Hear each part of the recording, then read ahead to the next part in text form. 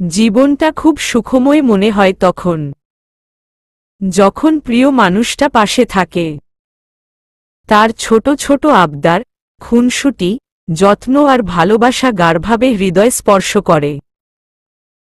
প্রণয় আর প্রাপ্তি এসে পরিপূর্ণ হয়। তখন একরাশ প্রশান্তি এসে মন ছেয়ে যায়। এত ভালোবাসা পেয়ে বড্ড লোভ হয়। বেহায়া মন খুব করে চায় সময়টা যদি থমকে যেত। সুখময় একটা মুহূর্তে সেকেন্ড, মিনিট, ঘণ্টা, দিন, মাস, বছর, যুগও পেরিয়ে যেত। অথবা বুকের গহীনে তাকে লুকিয়ে রাখলেও বেশ হতো। সারা জীবনের জন্য প্রণয় ডুবে স্থির হয়ে গেলেও মন্দ হতো না। সবকিছু তখন সুখময় স্বপ্নপুরী মনে হতো। প্রিয় মানুষটাও সর্বদা পাশে এবং কাছে থাকত। মন প্রাণ উজাড় করে পাগলের মতো ভালোবাসত। এমন হলে বেশ হতো। হয়তো সবার সব ইচ্ছে পূরণ হয় না, কিন্তু কারো কারো হয়তো কারো কারো জীবনে প্রণয় জিনিসটা খুব সহজেই ধরা দেয়। প্রণয়ের পূর্ণতাও সুমিষ্ট হয়। এমন জুটিরা সত্যিই সৌভাগ্যবান। জীবন তাদের মূল্যবান প্রাপ্তি পেতে সহায় হয়, আর বাকিরা পরিস্থিতির শিকার নয়তো ভাগ্যের পরিহাস। তাদের প্রাপ্তি বুকভর্তি কষ্ট আর মুখে ভর্তি মিথ্যার হাসি। রাত তখন 11:27।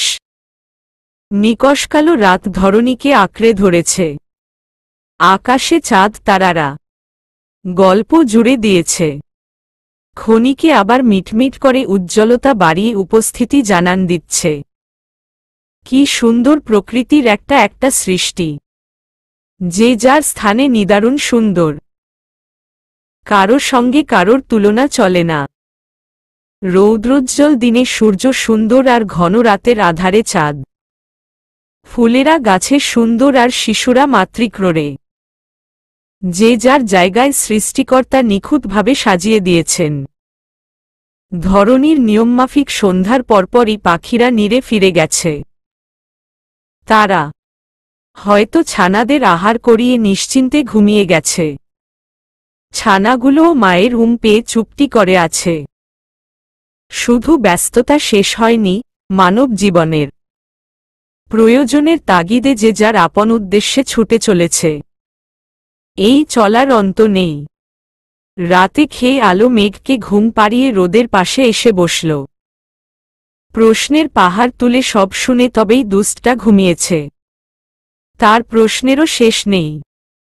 আলোও যথাসাধ্য চেষ্টা করেছে সঠিক উত্তরটা দেওয়ার, যাতে অবুঝ মনে ভুল ধারণার সৃষ্টি না হয়। রোদ আলোকে একবার দেখে ফোন কল করতে করতে বলল, কিছু বলবে? আপনি কি ব্যস্ত? রোদ ফোন থেকে চোখ সরিয়ে ছোট করে উত্তর দিল, না। আলো কিছুক্ষণ চুপ থেকে আমতা আমতা করে কিছু বলতে চাচ্ছে, কিন্তু রোদ রাগ করবে ভেবে বলতে পারছে না। ওকে চুপ থাকতে দেখে রোদ বলল, রাগ করব না, বলো। চুলে তেল দিয়ে দেন, আমার মাথা ঘুরছে তেল না দিয়ে। রোদ ইশারায় ওকে তেল আনতে বলে ঠিক হয়ে বসল। আলো তেল এনে ওর সামনে তুলে টেনে বসল। যেমনভাবেই হোক দিয়ে দিলেই হবে। রোদ একবার তেল আর ওর চুলের দিকে তাকিয়ে জিজ্ঞাসা করল, কিভাবে শুরু করব? আলো সুন্দরভাবে বুঝিয়ে দিয়ে চোখ বন্ধ করে নিল। রোদও বুঝে কাজ শুরু করল। তবে এই মেয়ে এত সহজে কাছে আসে না। অথচ আজ তার মধুর বায়না। কাহিনী তো আছেই, কিন্তু কি? এখন জিজ্ঞাসা করলে কিছু বলবে না। তাই রোদ আর কথা বাড়াল না। কথার ছলে না হয় পড়ে জেনে নিবে। মূলত আলোর বৃদ্ধাঙ্গুল একটু কেটে গেছে, তেল দিতে গিয়ে চুল ঢুকে রক্তও বেরিয়ে গেছে। এখন ব্যথায় টনটন করছে। সে আবার চুলে তেল না দিয়ে থাকতে পারে না, মাথা ঘুরে। সমস্যাটা ওর ছোট থেকেই। যাকে বলে পুরনো অভ্যাস। রোজ রাতে তেল না দিলে ঘুমও আসে না। রোদ আনাড়িভাবে তেল দিতে দিতে সহজ করে নিজের মতো দিতে থাকল। বড় চুলে তেল দিতে সমস্যা হলেও মন্দ লাগছে না। তাছাড়া পছন্দের জিনিসে বিরক্ত আসে না, বরং অভিজ্ঞতা হচ্ছে বিধায় মৃদু হাসছে। বিয়ে, বউ, সংসার, আবদার নিয়ে ওর কখনো ভাবা হয়নি। বউয়ের বড় চুল হবে, তেল দিয়ে দিবে, এমন আদুরে সব আহ্লাদ মনে পোষণও করেনি। সে ছোট থেকে কাঠখোট্টা প্রকৃতির সে। তবে এসব না ভাবলেও ওর ভাগ্যে ছিল। তাই হয়তো এই মুহূর্তের সৃষ্টি। আলো এখনো চোখজোড়া বন্ধ করে আছে। ওর ঘুমে চোখজোড়া বুজে আসছে। বেশ লাগছে। গতরাতে অর্ধেক চুলে তেল দিয়ে আর পারেনি, হাত ধরে গেছে। বিরক্তিতে পড়ে আর দেওয়া হয়নি। তার আগের দিনেও তাই হয়েছে। ঘন লম্বা চুলের জন্য দিতে কষ্ট হয়। রাকা থাকলে রোজ সেই দিয়ে দেয়। রাকা নেই তাই আজ বাধ্য হয়ে রোদকে বলল। যদিও ধমক খাওয়ার জন্য প্রস্তুত ছিল। হঠাৎ রোদ বলল, বড় চুল রাখার কারণ কি? যাতে চুল দিয়ে বরকে বেঁধে রাখতে পারি। মুখ ফসকে কথাটা বলে আলো জিহ্বা বের করে কামড় বসাল। ছি, এটা কি বলে ফেলল? রোদ মুচকি হেসে পুনরায় বলল, এত কিছু থাকতে চুল দিয়ে? যদি বাধা না থাকে? আলো ঘাড় ঘুরিয়ে রোদের দিকে তাকিয়ে সোজা হয়ে বসল। রোদের কথাটা ওর পছন্দ হল না। কেন হবে না? যত্ন করে বড় করেছে, সবাই কত প্রশংসা করে। বড় চুলে নাকি ওকে দেখতেও বেশ লাগে। আবার কত মেয়ে ওর চুল দেখে হিংসাও করে, আর চোখে বারবার তাকায়। তাহলে বর কেন বাধা থাকবে না? মামার বাড়ির আবদার নাকি? তাকে বাধা থাকতেই হবে। এইসব ভেবে আলো নিচু স্বরে বলল, সে প্রশংসা নাই বা করল, তবে বাধা থাকবে না কেন? এত যত্ন তো তার জন্যই করি। যদিও মুখে কিছু না বললেও আমি সব বুঝি। ও আচ্ছা। কথাটা বলে রোদ হেসে ইচ্ছে করেই ওর চুলে টান দিল। আলো ব্যথা পেলেও কিছু বলল না, বরং হাসল। বাড়তি কিছু বললে যদি তেল না দিয়ে দেয়। এর তো আবার নাকের ডগায় রাগ। রোদ শুধু নিঃশব্দে হাসল। আলো আগে ওকে একটু আধটু ভয় পেত। কিছু বলতে গেলেও থতমত খেয়ে কেঁদে ফেলত। কিন্তু বিয়ের পর ভয়টা কেটে যাচ্ছে, ওদের সম্পর্কটাও সহজ হচ্ছে। ধীরে ধীরে একে অপরকে বুঝতে শিখছে। হয়তো প্রণয়ের প্রথম ধাপ একেই বলে। সত্যি বলতে, সম্পর্কটা ঠিক চারা গাছের মতো। এটাকে যত সময় নিয়ে যত্ন করা হবে, এটা তত তাড়াতাড়ি বড় হয়ে কলি ফোটাবে। হোক সেটা ফুলের বা প্রণয়ের। দুটোই পবিত্র ফুল। আলো বইয়ে চোখ বুলাচ্ছে আর কঠিন চ্যাপ্টারগুলো রোদকে দেখাচ্ছে। রোদ সহজ ভাষায় ওকে বুঝিয়ে দিচ্ছে। আর না বুঝলে রোদের দুয়েকটা টোকাও খাচ্ছে। অনেক সময় নিয়ে তেল দেওয়া শেষ করে রোদ হাত ধুয়ে আসল। ঘড়িতে বাজে 12:17। আলো চুলে খোপা করে ফ্রেশ হয়ে শুয়ে পড়ল। কাল সকালে তাড়াতাড়ি উঠতে হবে। ঘুমেও চোখ বুজে আসছে। রোদ মেঘকে দেখে এসে আলোকে বলল, কাল দুপুরে রোহানদের বাসায় যেতে হবে। রেডি থেকো। যেতেই হবে? আচ্ছা। এভাবে কথা বলতে বলতে দুজনে ঘুমিয়ে গেল। একটু পরে রোদ চোখ খুলে আলোকে পরখ করে নিল। তারপর সতর্কতার সাথে আলোকে ওর বাহুডোরে টেনে থুতনির নিচে আদর দিল। এই কাজটা সে প্রতি রাতে করে। গাল, কপাল, ঠোঁট সব রেখে আলোর থুতনির নিচেই আদর দেয়। প্রেমিক পুরুষদের এক একজনের পছন্দ এক এক ধরনের। কেউ প্রেয়সীর কপালে, কেউ গালে অথবা ঠোঁটে আদরের স্পর্শ দিতে পছন্দ করে। কিন্তু রোদের পছন্দটা একটু ভিন্ন। আগে থেকেই ব্যতিক্রমী সে। আলোর থুতনির নিচটা ওর বেশি পছন্দ। তাই হয়তো। তাছাড়া কপালে স্পর্শ দিলে হয় আর্দশ প্রেমিক, ঠোঁটে দিলে লুচ্চা প্রেমিক। তাহলে রোদ কোনো পর্যায়ের প্রেমিক? এর উত্তরটা হয়তো আবিষ্কার করা হয়নি। রোদের বাহুডোরে আলো আদুরে বিড়ালছানার মতো গুটিয়ে গেল। পরক্ষণে মুখ লুকিয়ে মুচকি হাসল। আচ্ছা, রোদ কখনো বুঝবে? প্রতিরাতে ওর এই কাজের সাক্ষী আলো নিজে। কিছু কিছু জিনিস মুখে বলতেও নেই, বুঝাতেও নেই, শুধু অনুভব করে হৃদয় পুষে রাখতে হয়। এসব ভেবে আলো চোখজোড়া বন্ধ করে ঘুমের দেশে পাড়ি জমাল। পরের দিন সকালে চড়ুই পাখিটা এসে থাই গ্লাসে টোকা দিচ্ছে। পাখিটা রোজ এমন করে। হয়তো সকালের আগমনী বার্তা জানাতে হাজির হয়। সেই শব্দে আলোর ঘুমটা ভাঙলেও সে একচুলো নড়তে পারল না। রোদ পাশ ফিরে বালিশ ছাড়া উপর হয়ে শুয়ে আছে। আর ওর পিঠের নিচ দিয়ে আলোর চুল চাপা পড়ে মেঝে থেকে 3 ইঞ্চি উপরে ঝুলছে। অর্থাৎ উঠতে গেলে রোদকে ডাকতে হবে, নয়তো চুল ছাড়ানোও সম্ভব নয়। আলো উপায় না পেয়ে মৃদু স্বরে রোদকে ডাকল। আমার চুলে লাগছে, উঠুন। উফ, এই যে এই বর মহাশয়। রোদ 3 বারের বেলায় চোখ খুলে চুলগুলো সরিয়ে আবার ঘুমিয়ে গেল। আলো ঘড়ির দিকে তাকিয়ে দ্রুত উঠে বিরক্ত হয়ে দাঁড়িয়ে গেল। ধুর, এক কাজ বারবার করতে বিরক্ত লাগে। তাছাড়া রান্না করার আগে চুল ভালোভাবে না বাঁধলেও আরেক সমস্যা। এজন্য চুলের কাঁটাটা নিতে সে রোদের উপর দিয়ে হাত বাড়াল। ওর খোলা চুল রোদের গলায় স্পর্শ করাতে রোদ খুব কাতুকুতু অনুভব করল। শরীরটা আচমকা শিরশির করে উঠল। আলো সরে যাওয়ার আগেই রোদ ওকে ঝাপটে ধরল।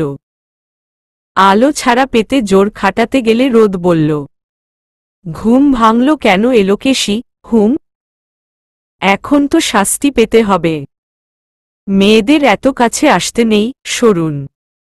আসলে কি হয়, মেয়েদের শরীরে কলঙ্ক লাগে। কিসের কলঙ্ক? প্রণয়ের। কথাটা বলে আলো রোদকে সরিয়ে চুলে খোপা করে কাটা আটকে নিল। যাওয়ার জন্য এক পা বাড়াতেই রোদ বলে উঠল, তাহলে এই কলঙ্কে তোমাকে আমি শত শতবার কলঙ্কিত করব। রোদের কথা শুনে আলো পিছু না ফিরে মুচকি হাসল। কারণ এই একই রোগে সেও আক্রান্ত। আর এই রোগের একমাত্র নিরাময়দাতা রোদের মেহবুব। ড্যাশ। শুভন্যাগণ খুব সকালে হাঁটতে বেরিয়েছেন। মূলত কাজ কতদূর এগোলো দেখতে এসেছেন। প্রথমে হাকিমের দোকানের কাজটা শুরু হয়েছে, কারণ এটার প্রয়োজন বেশি। অনেকে উনাদের সালাম দিচ্ছে, কুশল বিনিময় করছে। মাতবর থাকাকালীন কেউ উনাদের এতটা সম্মান করেনি। হয়তো ভয়। তবে সময় বদলাচ্ছে, নিজেদের সম্মান নিজেরা অর্জন করছেন। রবিও উনাদের আঙ্গুল ধরে লাফিয়ে লাফিয়ে হাঁটছে। আজকাল ওর খুব ভালো সময় কাটে। সবার সঙ্গে খেলতে পারে, মায়েদের সঙ্গে ঘুরতে যেতে পারে, কত শত আবদার করতে পারে। এখন কেউ মারেও না, বকেও না। কয়েকদিন ধরে গ্রামবাসীদের মুখে আফসোসের বাণী শোনা যাচ্ছে। মাতবর নাকি দরদি মানুষ ছিলেন। পূর্ণির পাপের জন্য উনার এই অবস্থা হয়েছিল। শেষে পাক পবিত্র না করেই দাফন করতে হল। আহারে, সব পূর্ণির পাপের জন্য। তবে মাতবর না পেয়েছে ক্ষমা চাওয়ার সুযোগ, আর না স্বাভাবিক মৃত্যু। উনার কপালে দাফন জুটলেও পবিত্র অবস্থায় কাফন পরানো সম্ভব হয়নি। অপবিত্র অবস্থায়ই কবর দেওয়া হয়েছে। আর মতি পেয়েছিল ক্ষমা চাওয়ার সুযোগ, তবে তাকে দাফন করা হয়নি। মতি ধর্ষণের পর মেয়েদের নগ্ন দেহটা পাহাড়ের উপর থেকে ফেলে দিত, যেভাবে ওর মৃত দেহটা পড়েছিল। মেয়েদের লাশগুলো ওখানে গলে পচে নিঃশেষ হয়ে যেত। কখনো জঙ্গলের হিংস্র বন্য প্রাণীদের খাবার হতো। এসব কষ্ট তাকে অনুভব করতে হতো, কারণ মানব জাতি অন্যকে আঘাত করতে পারদর্শী, আর সেই আঘাত নিজে পাওয়া না অবধি এর ব্যথাও বুঝে না। এজন্যই হয়তো মতির ভাগ্যতে এমন কিছু ছিল। এত পাপকর্মের পরে ওদের কপালে এতটুকু জুটেছে, এটাই বেশি নয় কি? ওরা যদি সবকিছু স্বাভাবিকভাবে পেত, তাহলে সৎকামী আর অসৎকামীর মধ্যে তফাতে থাকত না। এজন্য প্রকৃতি তাদের শাস্তিটা ভিন্নভাবে তুলে রেখেছিল। সুভান্নাদের হঠাৎ একটা বাড়িতে চোখ পড়ল। একজন মহিলাকে কাঁদতে দেখে উনারা সেদিকে এগিয়ে গেলেন। মহিলাটা মোনাজাতে অঝরে অশ্রু ঝরাচ্ছেন। সেই কান্নার না আছে শব্দ, না আর্তনাদ। উনার একটাই ছেলে ছিল, সে মারা গেছে। ডেঙ্গু জ্বরে আক্রান্ত হয়ে ভুল চিকিৎসায় মারা গেছে। বেশ কয়েক বছর আগে মেয়েটাকেও কারা যেন ধর্ষণ করে গাছে ঝুলিয়ে রেখেছিল। এখন স্বামী ছাড়া উনার কেউ নেই। সুভান্নাগণ সব শুনে কিছু বলার ভাষা পেলেন না, জেনে বুঝেও চুপ থাকলেন। শুধু সান্ত্বনা দিতে এতটুকু বললেন, বুবু কান্দো না, দোয়া কলো। তোমার দোয়াটুকুই ওদের কাজে লাগবে। এভাবে অনেক কিছু বলে উনাকে বুঝিয়ে শান্ত করলেন। মায়ের মন তো সান্ত্বনাতেও শান্ত হয় না। ছেলে মেয়ের জন্য অঝরে অশ্রু ঝরে যায়। সুভান্নারা ওখানে কিছুক্ষণ বসে বাড়ির পথে রওনা দিলেন। পাপকে উনাকে নিজে হাতে শেষ করেছেন, নয়তো ছোট্ট রবিও আজ বেঁচে থাকত না। আহা, কি আনন্দ আকাশে বাতাসে! মেঘ আহ্লাদে আটখানা হয়ে গানটা বারবার গাইছে। কারণ বৌমনি আজ স্কুলে যেতে নিষেধ করেছে। রোজ স্কুল না গেলে কতই না ভালো হতো। ইস, জীবন পুরো লেমন কালার হয়ে যেত। লেমন কালার মেঘের খুব পছন্দ। রোদের কালো আর আলোর সবুজ, তিনজনের পছন্দ ভিন্ন ধরনের। তবে ওদের মায়া, টান, আস্থা, ভালোবাসা, স্নেহ, শ্রদ্ধাবোধ অন্তঃকরণ থেকে। এজন্য হয়তো বন্ধনটা এত মজবুত।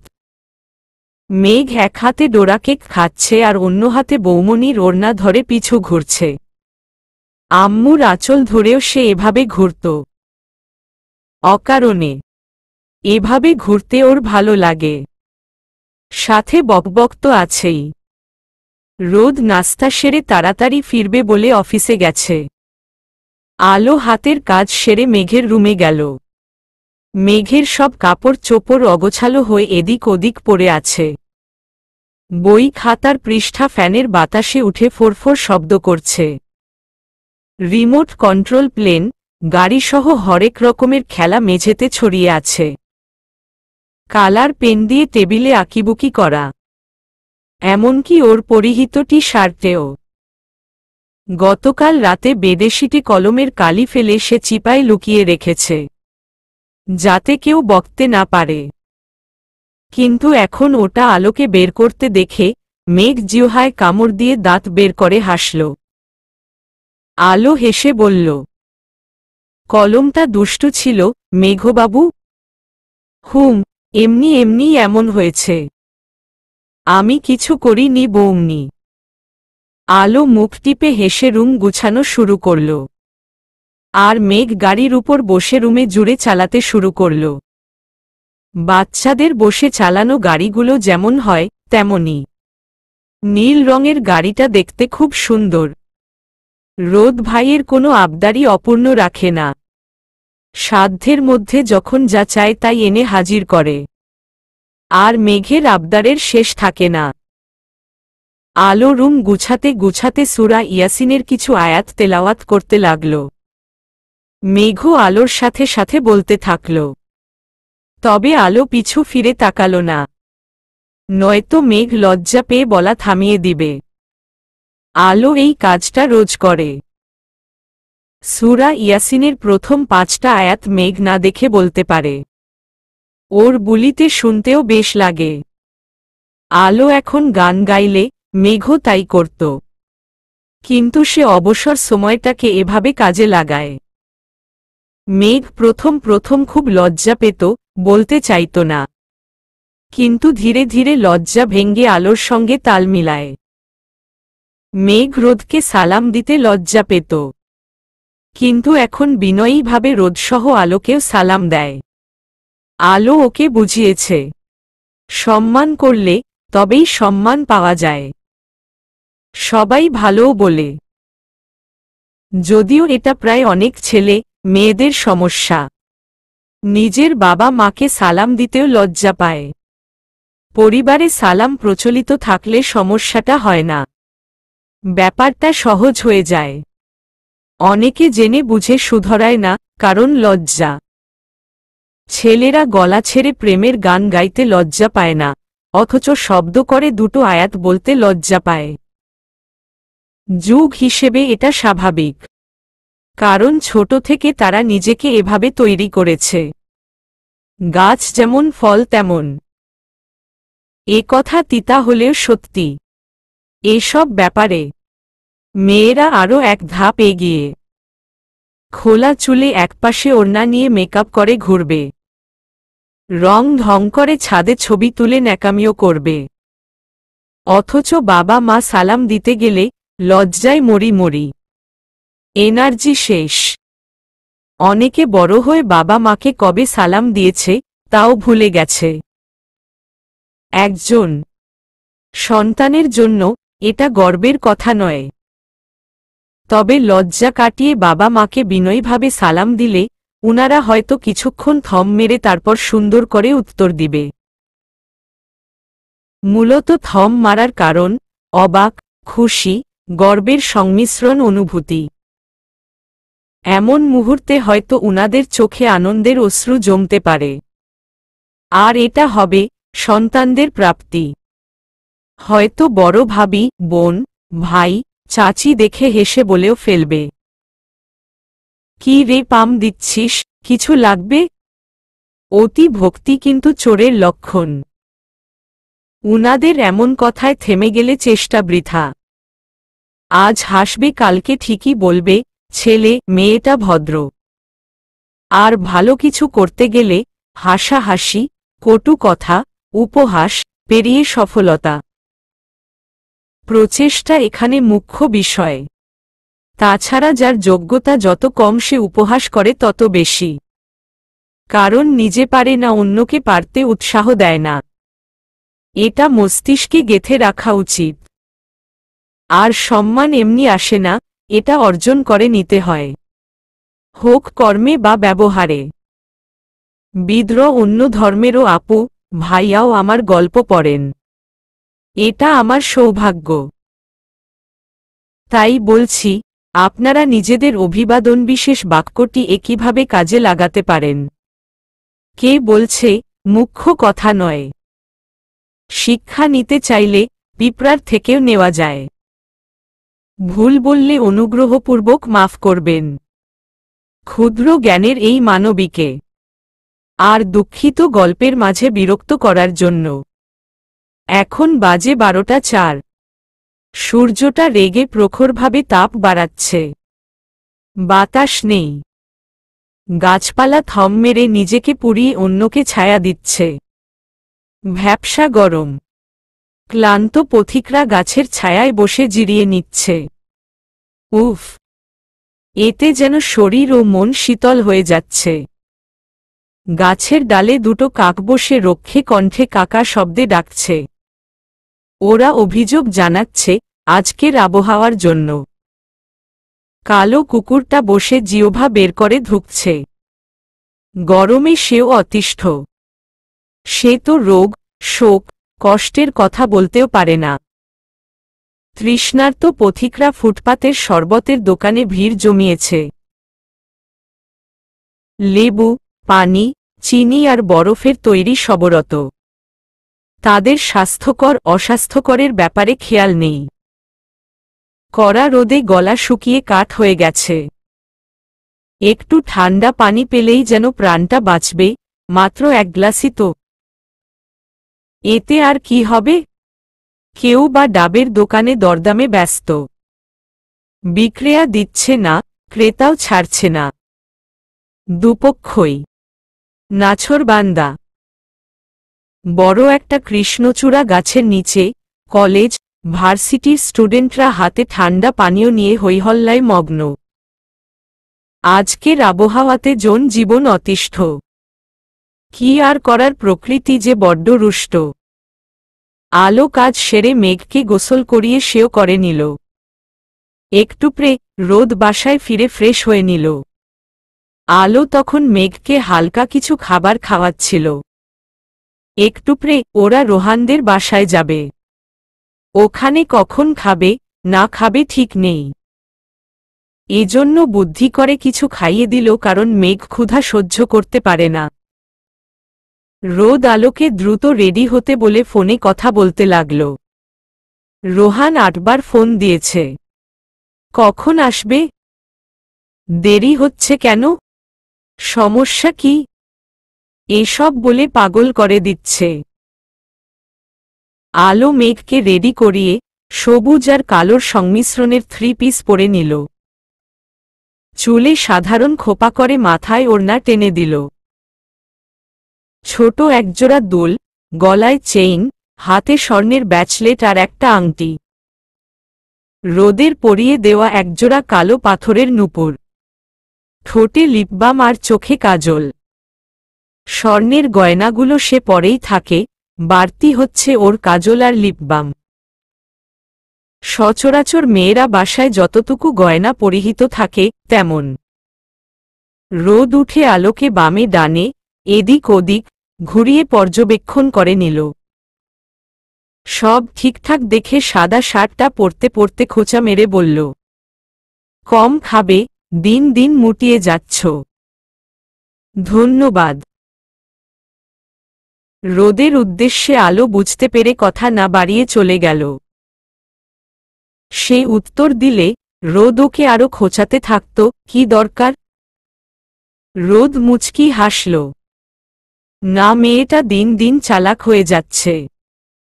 তারপর তিনজনে বাসা থেকে বেরিয়ে গাড়িতে এসে বসল। রোদ ড্রাইভ করতে করতে একবার আলোর দিকে তাকাল। আলোর মধ্যে এখন অনেক পরিবর্তন এসেছে। ঢাকায় এসে আলোর মানিয়ে নিতে কষ্ট হচ্ছিল।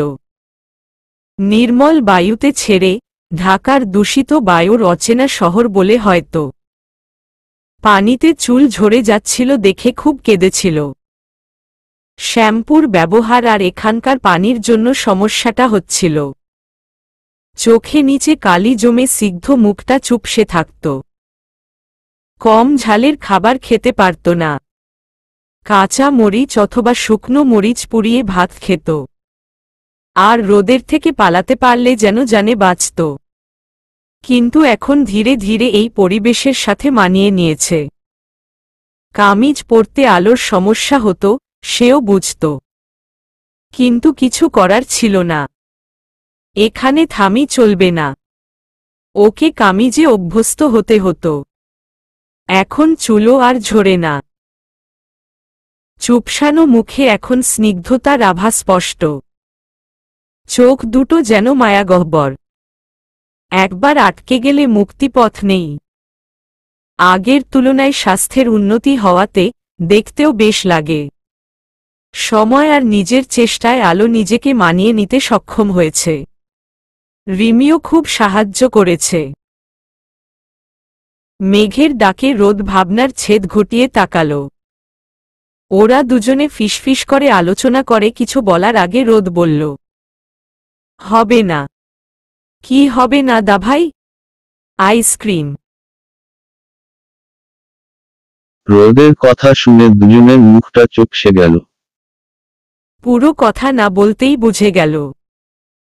রোদ গাড়ির স্পিড বাড়িয়ে দিলে 15 মিনিটেই রোহানের বাসায় পৌঁছাল।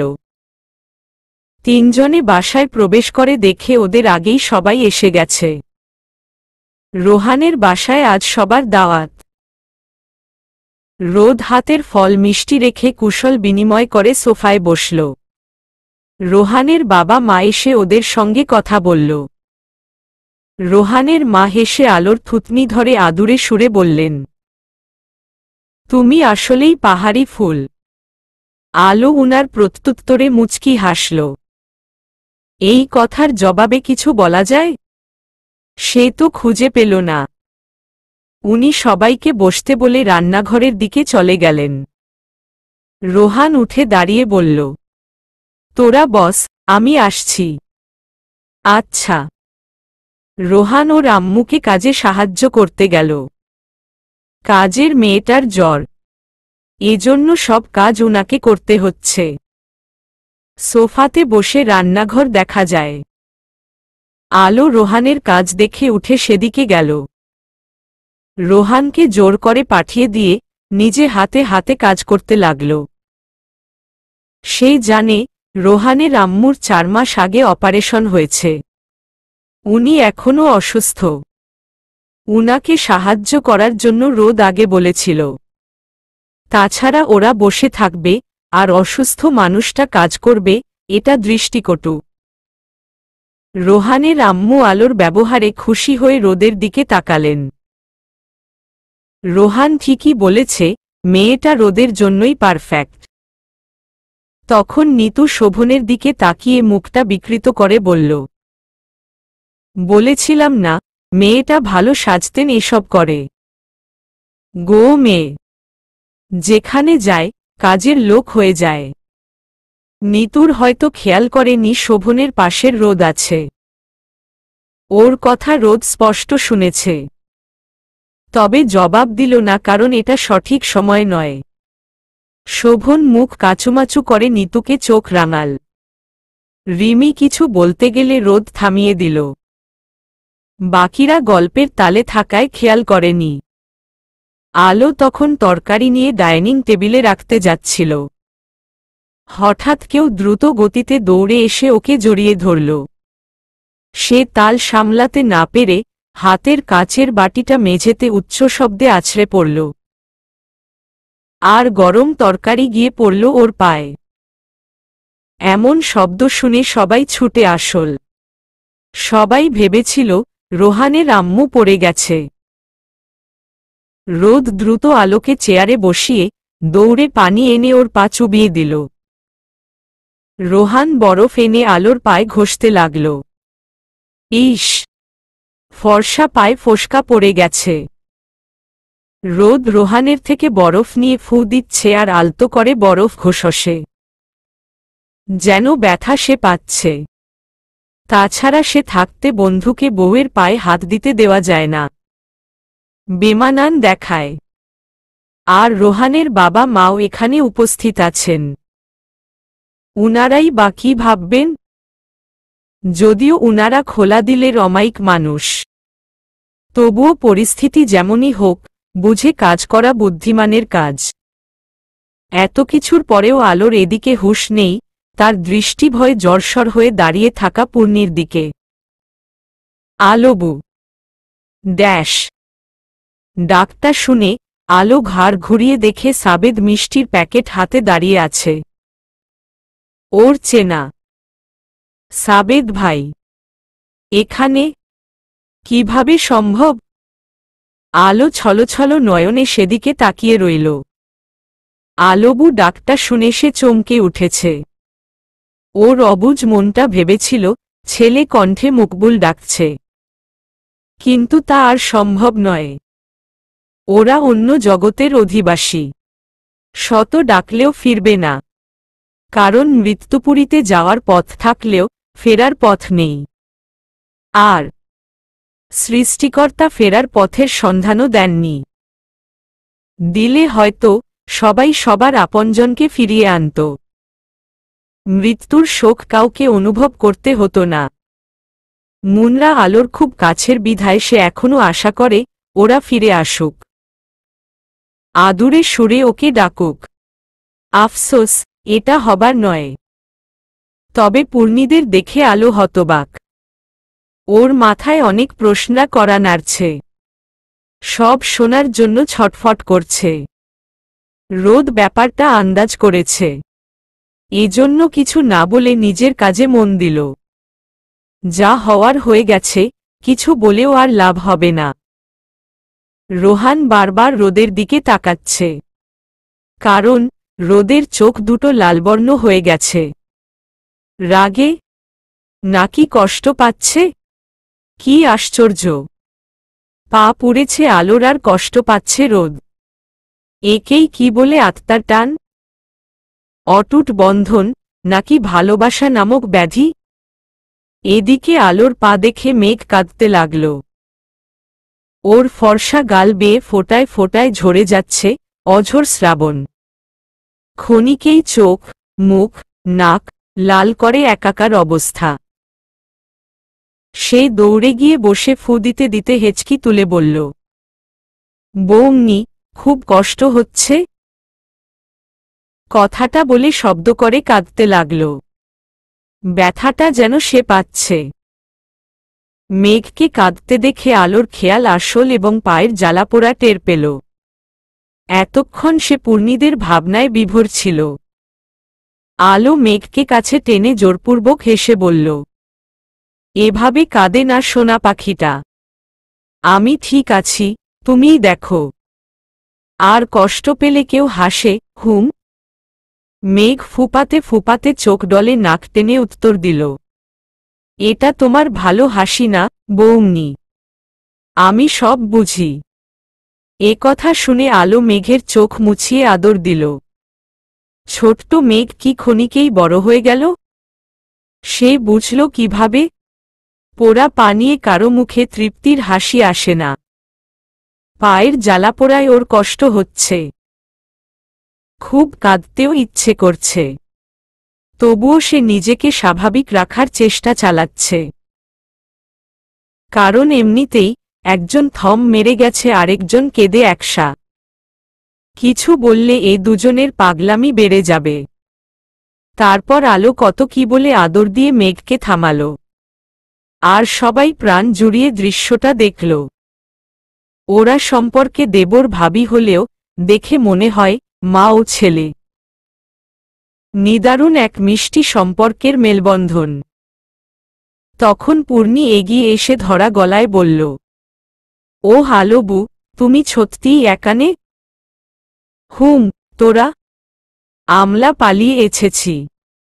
আলো খুব অবাক হল পূর্ণির কথা শুনে। মেয়ে বলে কি? কেন? এ কথা শুনে আলোর কৌতূহল দ্বিগুণ বেড়ে গেল। সে কিছু বলার আগে রোদ ওর হাতে চাপ দিয়ে থামিয়ে দিল।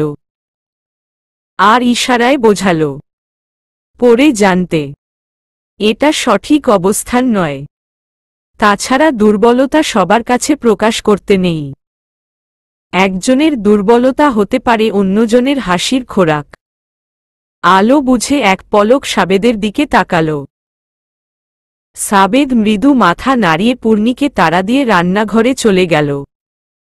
পূর্ণি বোকা, সে বুঝত না। রোদ আলোকে ধরে গেস্টরুমে নিয়ে গেল। এসব পরিষ্কার করা দরকার। মেঘ আলোর হাত শক্ত করে ধরে আছে, যেন ছাড়লেই বৌমনি হারিয়ে যাবে। রোদ টাওয়াল ভিজিয়ে তরকারির ঝোল মুছতে থাকল। কামিজসহ সালোয়ারের অনেকটা ভিজেও গেল। শুকালে পুরোপুরি ঠিক না হলেও চলবে। তখন রোদ বলল, জ্বলছে খুব? না। রোদ ওর চোখে চোখ রেখে বাকিটা বুঝে নিল। আলোর ডান পায়ে ফোস্কা বেশি পড়েছে। লাল হয়ে ফোস্কার ভেতরে পানি টলটল করছে। রোদ বসে আলোর সালোয়ার পা থেকে একটু উপরে তুলে চোখ বন্ধ করে নিল। গরম তরকারি চুলা থেকে নামিয়ে নিয়ে যাচ্ছিল। সেই ঝোল ছিটকে পায়ের যেখানে পড়েছে সেখানেই একই অবস্থা। তাতে ফর্সা পা ফোসকাগুলো ভয়াল দেখাচ্ছে। তখন মেঘ কান্নারত কণ্ঠে বৌমনি বলে ছলছল চোখে তাকিয়ে রইল। আলো হেসে মেঘের কাঁধে মাথা রাখল। মেঘ আলোকে আদর দিয়ে মাথায় হাত বুলাতে থাকল। আর রোদর ঠোঁট কামড়ে এদিক ওদিকে তাকাচ্ছে, যেন সব দোষ ঠোঁটের। প্রিয় মানুষটার কষ্টের ভাগ নেওয়া যায় না কেন? নিতে পারলে সবটাই সে শুষে নিত, এক বিন্দু কষ্টও অবশিষ্ট রাখত না। কষ্ট হচ্ছে, প্রচুর কষ্ট। তখন রোহানকে আসতে দেখে আলো সালোয়ার ঠিক করে মিষ্টি হাসল। ওকে হাসতে দেখে কেউ অবাক হল না, মেয়েটা এমনই। রোহান বার্নাল ক্রিম এনে রোদকে লাগিয়ে দিতে বলল, যাতে জ্বালাটা কমে। তবে ফোসকার জন্য ভুগতে হবে। রোহান ফেলে আসা আলোর নূপুর জোড়া দিয়ে চলে গেল। তখন তাড়াহুড়ো করে রোদি নূপুর খুলেছিল, যাতে নূপুরের পাথরে লেগে ফোসা গলে না যায়। রোদ নূপুরজোড়া পকেটে রেখে আলতো করে ক্রিম লাগাতে থাকল। আর মেঘ হুবু হয়ে ফু দিতে থাকল। এদিকে আলোর পূর্ব পরিচিত দেখে রোহানের বাবা মা পূর্ণিকে কিছু বলতে পারলেন না। রোদ বারবার নিষেধ করেছে। দুর্ঘটনা, যা হওয়ার তা হয়ে গেছে। পূর্ণিও কেঁদে খুব আফসোস করছে। আসলে খুশিটা সে ধরে রাখতে পারেনি, তাই কোনো কিছু না ভেবে আলোকে জড়িয়ে ধরেছে। এমন কিছু হবে জানতে কখনো এমন করত না। বেশ কিছুক্ষণ পরে সবাই খেতে বসল। আলো বারণ শুনল না, টেবিলে বসে মেঘকে খাওয়াচ্ছে, নিজেও খাচ্ছে। তাছাড়া মেয়েদের অল্পতে ভেঙ্গে পড়তে নেই, নয়তো বেঁচে থাকাও দুষ্কর হয়ে যায়। মুখ্য কথা, সে হাসলে ওর কলিজায় স্থান দেওয়া মানুষ দুটোর মুখেও হাসি ফুটবে, এ কথা ওর অজানা নয়। গল্পে গল্পে খাওয়া শেষে সবাই আড্ডায় বসল। আর রোদ আলোকে পূর্ণিদের সাথে কথা বলার সুযোগ করে দিল। মেঘবাবুও এসেছে, কারণ বৌমনিকে সে একা ছাড়বে না। আলো সাবেদের থেকে মাতবরকে মেরে আসার পুরো ঘটনা শুনল। পূর্ণিদের ঢাকায় আসার বাসে ছিল রোহানের চাচাতো ভাই তুহিন। বাস থামার পরে পূর্ণিরা নেমে তুহিনের কাছে আশ্রয় চাচ্ছিল। বড় বড় দালান আর যানজট দেখে ওরা দিশেহারা হয়ে গিয়েছিল। ওদের আকুতি দেখে তুহিন বাধ্য হয়ে রোহানকে ফোন করে সব বলে। রোহান গিয়ে কথা বলে ওর বাসায় নিয়ে আসে, কারণ ওর আম্মুর কাজে সাহায্যের লোক দরকার, আর এদের আশ্রয়। তখন থেকে ওরা এখানেই থাকে। পূর্ণি রোহানের আম্মুর কাজে সাহায্য করে, আর সাবেদ বাজার স্থায়ীর দায়িত্বে আছে। রোহানের বাবা মা ওদের বিয়েও দিয়েছেন। এখানে দুজনে বেশ ভালো আছে। পূর্ণির সাহস দেখে আলো ওকে জড়িয়ে ধরল। ভালোবাসা রক্ষার্থে কত কি না করা লাগে। কেউ মরতে দ্বিধা করে না, কেউ মারতে দুবার ভাবে না। ভালোবাসা এমন কেন, না গিলা যায়, না উগলানো। সুমিষ্ঠ হলেও এর পূর্ণতা না পেলে পরিণতি খুবই কষ্টদায়ক। এসব ভেবে আলোর চোখ দিয়ে সমানে অশ্রু ঝরছে। সাহস দেখালে মুনও হয়তো বেঁচে থাকত। তবে মুন নেই, পূর্ণিত আছে। এরা প্রণয়ের লড়াইয়ে দুজনেই বিজয়ী, কেউ মরে আর কেউ বেঁচে। কি অদ্ভুত। আলো পূর্ণির চোখ মুছিয়ে মুচকি হেসে বলল, যখন যা দরকার আমাকে বলবি, মন খারাপ করবি না। বাসার ঠিকানা, ফোন নাম্বার দিয়ে যাব। যখন ইচ্ছে হবে আমার কাছে চলে যাবি। শোন, তোকে এখন নিয়ে গেলে রোহান ভাইয়ারা কষ্ট পাবে। উনাদের তোদের দরকার। উপকারীর কৃতজ্ঞতার কখনো ভুলতে নেই, হোক একদিন অথবা 1 সেকেন্ডের উপকারী। মাঝে মাঝে আমি এসে দেখে যাব। হুম। আর সাবেদ ভাই সবাইকে নিয়ে থাকবেন। আলো বু, তুমি খুব ভালো। আলো হেঁচকি তুলে কেঁদে আবারও ওকে জড়িয়ে ধরল। মুনের কথা খুব মনে পড়ছে। পূর্ণির ডাক শুনে ক্ষতটা জেগে উঠেছে। তবে অচেনা শহরে চেনা কাউকে পেয়ে আলো খুব খুশি। তখন পূর্ণি চোখ মুছে দাঁত বের করে হেসে বলল, আলো বু, তোমাল বল বর খুব সুন্দর হইছে। তোমলা বিয়া কলেছ? হুম।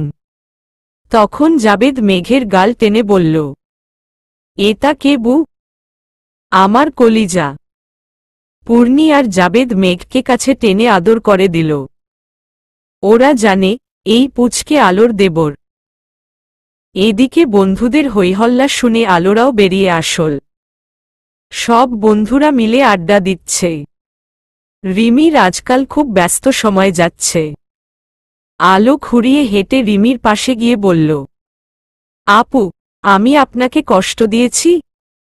বাসাতে আসেন না, কথাও বলেন না। আলোর কথা শুনে রিমি একগাল হেসে উত্তর দিল, না রে পাগলি, আমার খুব ব্যস্ত সময় যাচ্ছে। খাওয়ার সময় অবধি পায় না, সামনে মাসে ফ্রি হব। রোহানের জোড়াজুড়িতে আসতে হল। আর রোদের থেকে খোঁজ নিচ্ছি তো, জানায় না তোমাকে? আলো না বোধক মাথা নাড়াল। তারপর দুজন অনেকক্ষণ গল্প করল। নিতু আর চোখে তাকিয়ে ফোনে ব্যস্ত হয়ে পড়ল। এদের সাথে গল্প করতে ইচ্ছে করে না। রিমিকেও তার পছন্দ না, ভাব বেশি। যেন পুরো পৃথিবীতে সে একাই ফ্যাশন ডিজাইনার, যত সব। তারপর সন্ধ্যার পূর্বে বিদায় নিয়ে যে যার গাড়ি নিয়ে বেরিয়ে গেল। পাছে রইল রোদরা। রোদ কিছু কাজ সেরে বাসার পথে রওনা দিবে। তখন রোহানের মা আলোকে জড়িয়ে ধরে আফসোস করে বললেন, প্রথমবার এসে অঘটন ঘটল, খুব খারাপ লাগছে। আলো উনার হাতে হাত রেখে হেসে আশ্বস্ত করে বলল, আপনার কাছে আমার কাছের জন্না থাকছে। এবার থেকে আমি মাঝে মাঝে আসব আন্টি। আপনি রাগ করলেও আসব। অপেক্ষায় থাকব। কথাটা বলে উনি আলোর মাথায় হাত বুলিয়ে দিলেন। মেয়েটাকে উনার বেশ লেগেছে, খুবই মায়াবতী। তারপর রোদ উনাদের থেকে বিদায় নিয়ে আলোদের নিয়ে বেরিয়ে পড়ল। রোহানকে বলল, সাবেদ আর পূর্ণিকে বাসায় নিয়ে যেতে। না হলে সে এসে নিয়ে যাবে। পূর্ণি সাবেদ ছলছল চোখে তাকিয়ে রইল ওদের যাওয়ার দিকে। দামি পোশাক, খাবার, মস্ত দালান, টাকা, এসব কিচ্ছু না। ব্যবহারেই মানুষ মানুষকে মনে রাখে। চরম সত্য এটা। পূর্ণিরা রোদের বিনয়ী ব্যবহারে খুব খুশি হয়েছে। ওরা আশায় করেনি রোদ ওদের সঙ্গে কথা বলবে। আলো ছাড়া রোদকেও ওদের খুব আপন মনে হয়েছে। রোদ এখন যাচ্ছে হসপিটালে। তখনই আসতো, আলো কিছুতেই রাজি হয়নি। রোহানের বাবা মায়ের জন্য কিছু বলতেও পারেনি। তবে এখন পায়ে ব্যথা আর ফোস্কার জন্য আলো খালি পায়ে আছে। মেঘ রোদের বুকের সাথে লেপ্টে বসে কাঁধে মাথা রেখেছে। রোদ মেঘকে ধরে এক হাতে ড্রাইভ করছে। আলোর কোলে সে যায়নি, যদি বৌনি ব্যথা পায়। এই সময় রাস্তায় জ্যাম বাঁধে, অফিস আর গার্মেন্ট ছুটির কারণে। কখন ছুটবে তারও ঠিক নাই। রোদের গাড়িটাও জ্যামে আটকাল। তখন হিজড়াদের দল পাশের গাড়ির ড্রাইভারকে গালি দিয়ে টাকা চাচ্ছিল। ড্রাইভার দিচ্ছে না দেখে রেগে গালি দিয়ে বলল, হারামজাদা টাকা দে। এই, কাপড় তুললাম, শোন, মাঝ রাস্তায় তোরে বেইজ্জতি করুম কিন্তু, মা। রোদ আলোর সঙ্গে কথা বলছে বিধায় খেয়াল করেনি। কিন্তু মেঘ চুপ করে দেখছে। প্রতিদিন স্কুলে যাওয়ার সময় এদের দেখে। টাকা না দিলে বলে, তুললাম তুললাম, কিন্তু কিছুই তুলে না, বরং টাকা দিলে হাসতে হাসতে চলে যায়। এই দাড়িওয়ালা মেয়েগুলো কি তুললে চায়? সেও আজকে দেখতে চায়। তাই মেঘ সাহস নিয়ে চট করে বলে উঠল, তুলবেন? আচ্ছা, তুলেন তো দেখি। রোদ আর আলো মেঘের দৃষ্টি অনুসরণ করে তাকিয়ে হতভম্ব। রোদ ও শীত বলে দ্রুত কাজ তুলে মেঘের কান চেপে ধরল। কারণ সে জানো, হিজড়াগুলো এখন খাঁটি বাংলার গালি প্রয়োগ করবে। বেশ কয়েকদিন পর, সেদিন সন্ধ্যায় ওরা ডাক্তার দেখিয়ে রাতে বাসায় ফিরেছে। প্রয়োজনীয় ওষুধ আর মলম ব্যবহারে আলোর পা অনেকটাই সেরে গেছে। তবে রাতে বেডশিটে ঘষা লেগে ফোসকা গলে গিয়েছিল। জ্বালা পোড়ার চোটে বালিশে মুখ লুকিয়ে কাঁদতে গিয়ে রোদের কাছে ধরাও পড়েছিল। পরে রোদ জ্বালা কমাতে বরফ, মলম আর ফু দিয়ে কান্না থামানোর চেষ্টা করেছিল। এছাড়া বা কী করবে? বেশ কিছুক্ষণ পর জ্বালা কমলে আলো রোদের কাঁধে মাথা রেখে ঘুমিয়ে গিয়েছিল। রোদ ওকে সযত্নে বুকে আগলে খেয়াল রেখেছিল, পুনরায় যাতে ঘষা না লাগে। পরের দিন সকালে পাপোশে বেঁধেও ফোসা গলেছিল। সাবধানে থাকলেও ওর সেখানেই গিয়ে লাগছে। আলো কষ্টও পাচ্ছিল। ওষুধ আর মলম ব্যবহারে ক্ষতটা প্রায় শুকিয়ে গেছে, হাঁটলে তেমন ব্যথা লাগে না। তবে দাগ রয়ে গেছে। কয়েকদিনে আলোর 4টা পরীক্ষা হয়েছে। ভালোই হয়েছে। দেখা যাক বাকিগুলো কেমন হয়। আলো পরীক্ষা দিয়ে সারার সঙ্গে গেটের বাইরে আসল। সবাই হুড়োহুড়ি করে বের হচ্ছে। যেন আর 1 মিনিট দেরি হলে ওখানেই মারা যাবে। সাফি পরবর্তী পরীক্ষা নিয়ে কথা বলছে। আজ নোট কালেক্ট করে রাতে সবাইকে পাঠিয়ে দিবে। তাও বন্ধুরা যেন 1 নাম্বার কম না পায়। আলো হ্যাঁ বোধক মাথা নাড়িয়ে ডানে তাকিয়ে হাসল। অদূরে মেঘ গোলাপি আর সাদা হাওয়াই মিঠাই হাতে দাঁড়িয়ে আছে। রবিও আছে। দুষ্টটাকেই সে খুঁজছিল। বৌনিকে তাকাতে দেখে মেঘ মিষ্টি করে হাসল। দাভাই অফিসে।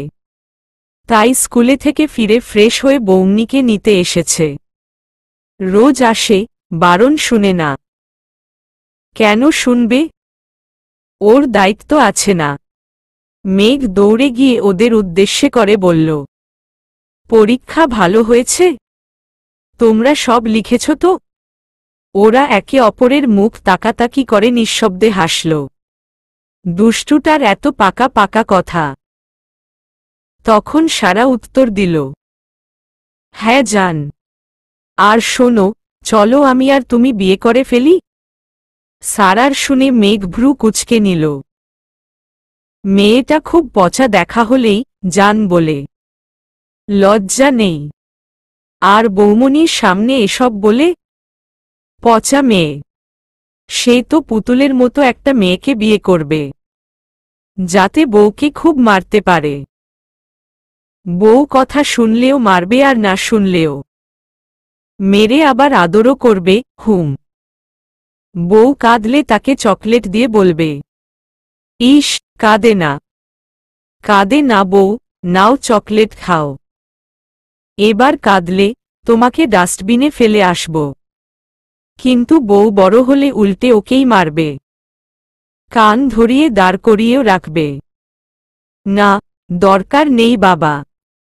বিয়েই করবে না, তবুও বড় বউ লাগবে না। মেঘ আর কিছু বলতে না দিয়ে আলোকে টেনে গাড়িতে বসাল। রবি গাড়ি স্টার্ট দিয়ে নির্দিষ্ট পথে চলতে শুরু করল। মেঘ তখন মিষ্টি হেসে একটা ডাব এগিয়ে দিয়ে বলল, খাও। আলো মুচকি হেসে অর্ধেক খেয়ে মেঘকে দিল। তারপর দুজনে কত শত গল্প জুড়ে দিল। প্রায় 10 মিনিট পর আলো খেয়াল করল বাসার রাস্তায় যাচ্ছে না। তাহলে? সে কিছু বলার আগে গাড়িটা একটা বড় গেট দিয়ে ঢুকে থেমে গেল। আলো কৌতূহলবশত বাইরে তাকালে ওর চোখে পড়ল বড় বড় অক্ষরে লিখা মেহবুব গ্রুপ অ্যান্ড ইন্ডাস্ট্রিজ। বাসায় না গিয়ে অফিসে? আলো মেঘের দিকে তাকালে মেঘ দাঁত বের করে হাসল। অর্থাৎ এসব ওর বুদ্ধি। রোজ তো বাসাতেই যায়, আজ অফিসে সময় কাটাবে। মেঘ লাফ দিয়ে নেমে আলোকে টেনে ভেতরে নিয়ে গেল। কিছু বলার সুযোগও দিল না। মেঘকে যে দেখছে সেই হেসে কথা বলেছে, কিন্তু ওকে কেউ চেনে না। তাছাড়া কলেজ ড্রেস পরিহিত, সবাই ওকে কি ভাবছে কে জানে। রোদ ওকে দেখে রেগে গেলে বকবে নাকি মারবে? এমনিতেই মানুষটার যা রাগ। না, এখানে আসা মোটেও ঠিক হয়নি। আলো চুপ করে এসব ভাবছিল। তখন রোদ আর আকাশ মিটিং রুমে থেকে বের হচ্ছিল। ওদের মিটিং কেবল শেষ হল। হঠাৎ আকাশ চেঁচিয়ে বলে উঠল, আরে ম্যাম, আসুন আসুন। আসতে কষ্ট হয়নি তো? আলো চোখ বড় বড় আকাশের দিকে তাকিয়ে আছে। ম্যাম? আলো ওর পেছনে ঘুরে দেখে না, কেউ নেই। তাহলে আকাশ ওকে ম্যাম ডাকছে। এবার রোদের সাথে আলোর দৃষ্টি বিনিময় হল। তখন রোদ মুচকি হেসে বলল, ম্যাম প্লিজ ভিতরে আসুন। আকাশ খুব রসিক মানুষ। সবাই ভেবেছে মজা করছে, কিন্তু রোদকে বলতে দেখে সবাই দাঁড়িয়ে সালাম দিল। আলো হতভম্ব। ভেবেছিল কি আর হচ্ছে কি। তারপর সে নিজেকে সামলে মৃদু স্বরে সালামের উত্তর দিল। লজ্জা আর অস্বস্তি যেন ঝাপটে ধরেছে। তখন মেঘ চেঁচিয়ে বলল, দেখো সবাই দেখো, এটা আমার বৌমনি। অল্প করে সবাই দেখো, বেশি দেখলে কি হবে? আকাশ, না দেখছ না? বৌমনি লজ্জায় লাল টুকটুক হয়ে গেছে। মেঘের কথা শুনে রোদ মুচকি হাসল। সবার দৃষ্টি তখন কলেজ ড্রেস পরুয়া মেয়েটার দিকে। অল্প বয়স, তবে মেয়েটা দেখতে পুতুলের মতো, খুব আদুরে। রোদ আলোকে পরিচয় করিয়ে কেবিনে নিয়ে গেল। তারপর ঠোঁট কামড়ে হেসে বলল, ম্যাম কেমন আছেন? ঢং। আলোর কথা শুনে রোদ শব্দ করে হেসে উঠল। আলোকে দেখে রোদ খুব খুশি হয়েছে। এতদিন সে ইচ্ছে করে আলোকে অফিসে আনেনি। কেন আনবে? আলো নিজে আসবে না কেন? মেঘের মতো ওরও অধিকার আছে তাহলে? সবকিছু মুখে বলে বোঝাতে হবে? রোদ ওর চেয়ারে বসে আলোর দিকে তাকিয়ে মিটিমিটি হাসছে। মেঘ আকাশের সাথে কোথায় যেন গেছে। রোদ কিছু বলছে না দেখে আলো উঠে পুরো কেবিনে চোখ বুলিয়ে নিল। পরিপাটি করে সাজানো কেবিন। রোদের আবার সবকিছুই পরিপাটি হওয়া চায়, বাসায় অথবা অফিসে। আলো কথা খুঁজে না পেয়ে আমতা আমতা করে বলল, ক্ষুধা লেগেছে, খাবার কেনার টাকা নেই, আমাকে খাও। এ কথা শুনে আলো থম মেরে গেল। এটা কেমন কথা? কাউকে খাওয়া যায়? টাকা নেই, তাও ওর কাছে? পাগল নাকি মানুষটা? নয়তো প্রলাপ বকছে কেন? তখন রোদ উঠে আলোর খুব কাছে গিয়ে আদুরে স্বরে বলল, আগে আমার ক্ষুধা মেটাও, তারপর তোমারটা মেটাবো। আমার কাছে খাবার নেই। খাবারেই শুধু ক্ষুধা মিটে কে বলল? হুম, তাহলে আর কিসে মিটে? আদরে। আদরও নেই। আছে তো, এই যে তোমার কপালে, গালে, গোলাপি ঠোঁটে, থুতনিতে, গলার ভাঁজে। যতটুকু আদর লুকায়িত রেখেছ, এতটুকুই আমার জন্য যথেষ্ট এলোকেশী। আলো লজ্জায় মাথা নিচু করে লাজুক হাসল। এই মানুষটার নিশ্চয়ই মাথা খারাপ হয়ে গেছে। ইস, কি বলছে এসব? লজ্জার ছিটেফোঁটাও কি নেই? রোদ মিটিমিটি হেসে ওর নাকের ঘাম মুছে দিল। লজ্জায় রাঙা হয়ে আলো এসি রুমেও ঘামছে। আলোকে লজ্জা থেকে বাঁচাতে তখন মেঘের আগমন ঘটল। বৌমনি, বৌমনি বলে ডাকতে ডাকতে কেবিনে প্রবেশ করল। ততক্ষণে রোদও দূরে সরে দাঁড়িয়েছে। মেঘ আর আকাশের হাত ভর্তি প্যাকেট। রোদ একটা প্যাকেট নিয়ে আলোকে ফ্রেশ হতে বলল। এখানে ড্রেস আছে। কতক্ষণ কলেজ ড্রেসে থাকবে? ওকে দেখে বোঝা যাচ্ছে খুব ক্লান্ত। এজন্য রোদি রিমিকে মেসেজ করে বলেছে আকাশের হাতে ড্রেস পাঠাতে। রিমির শোরুম এখান থেকে 6 মিনিটের পথ। আলো ফ্রেশ হয়ে আসতে আসতে আকাশ আর রোদ খাবার সাজিয়ে ফেলল। তারপর চারজন খেতে বসে রিমিকে ভিডিও কল দিল। রিমি ওদের খাবার দেখে বলল, আমাকে ছাড়া খাচ্ছিস? দেখিস কোষ্ঠকাঠিন্য হবে। তখন আকাশ মুখটা বিকৃতি করে প্রায় চেঁচিয়েই বলল, টাকায় আমাকে কিরিমিরি করছে? যা ভাগ, ফহিন্নি। রিমি প্রত্যুত্তর করার আগে ওর স্টার্ফ খাবার দিয়ে গেল। খাবারগুলো দেখে সে ভ্রু কুঁচকে ফেলল। এসব খাবার অর্ডার করেনি তাহলে? স্টার্ফ ওর তাকানের মানে বুঝে উত্তর দিল, আকাশ সার দিয়ে গেছে। ওহ আচ্ছা। রিমি কিছুক্ষণ বিনা বাক্যে রোদ আর আকাশের দিকে তাকিয়ে রইল। সর্বদা এরা এভাবেই ওর খেয়াল রাখে। বন্ধুদের কাজ দেখেই বন্ধুদের জন্য জান দিতে মন চায়। রোদ ওকে তাকাতে দেখে খাবার মুখে দিতে দিতে বলল, লোভ দিবি জেনেই দিয়েছে। এবার তুইও খা, আমাদেরও খেতে দে। তারপর গল্পের ছলে সবাই খাওয়া শেষ করল। রিমির কাস্টমার এসেছে তাই বিদায় নিয়ে কল কাটল। আর রোদের কথায় আকাশ আজকে তাড়াতাড়ি অফিস ছুটির ঘোষণা দিল। সবাই খুব খুশি। স্টারফরা চলে গেলে আকাশও বিদায় নিল। রোদ আলোকে পুরো অফিসটা ঘুরিয়ে ছাদের নিয়ে এলো। বিকেলের সূর্য তখন পশ্চিমা দিগন্তে অবতরণ করছে। তার রাজত্ব শেষ। কাল সকালে পুনরায় তেজ দেখিয়ে উদয় হবে। আর কাজেও বুঝিয়ে দিবে সেই সেরা। ছাদে দাঁড়িয়ে ব্যস্ত নগরী দেখা যাচ্ছে। রাস্তা, গাড়ি, দোকান আর কত মানুষের কোলাহল। সবাই কর্মচঞ্চল। ছাদটা খুব সুন্দর। ফুরে ফুরে বাতাসে প্রাণ জুড়িয়ে যাচ্ছে। আলোর লাল ওড়না উন্মুক্ত বাতাসে অবাধ্য হয়ে উড়ছে। সে সিঁদুরে লাল রঙের ড্রেস পরে আছে। খোপা করে মাথায় সুন্দর করে ওড়না দেওয়া। কিন্তু দুষ্টু বাতাস ওড়না রাখতেই দিচ্ছে না। আলো হাল ছেড়ে প্রাণ ভরে নিঃশ্বাস নিয়ে বলল, ছাদটা খুব সুন্দর। আমার বাবাও খুব পছন্দ করতেন।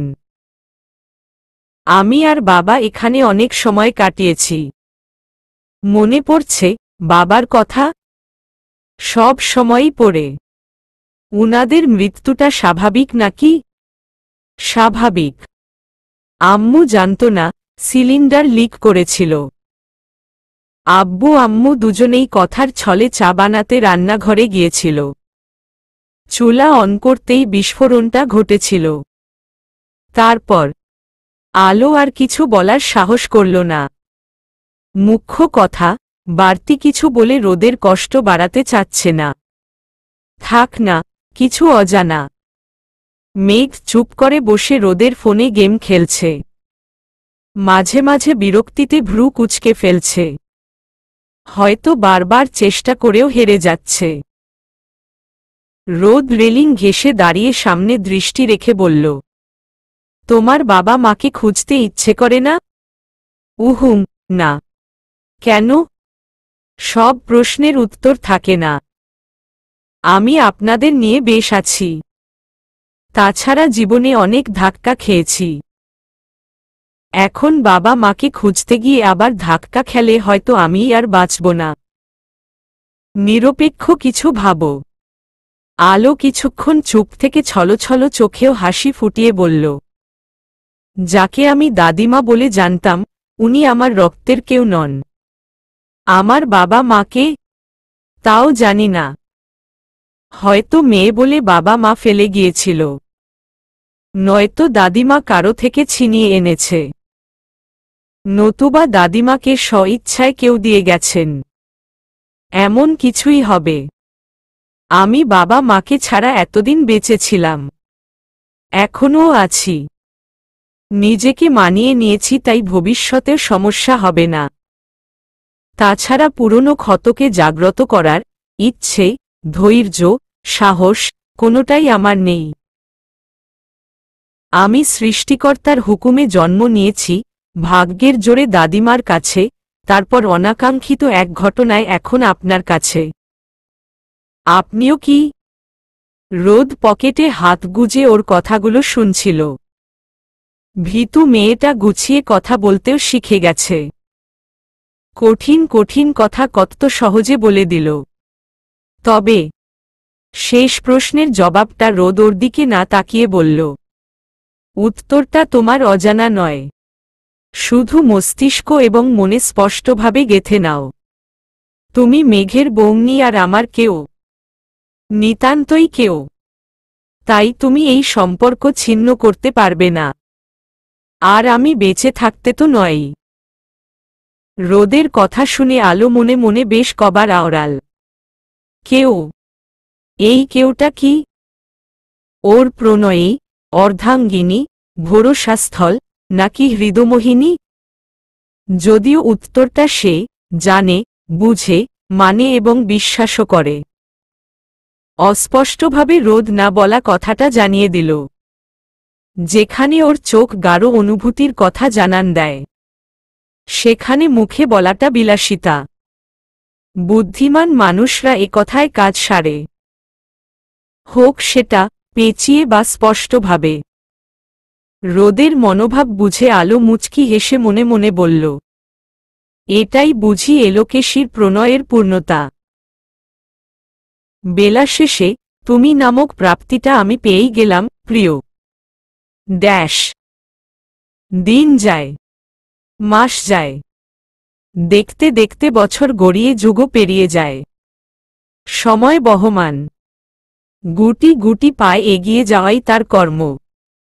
এই দায়িত্বে সময়ও নিশ্চল, যেন তার সৃষ্টি এই কর্মে সম্ভূত।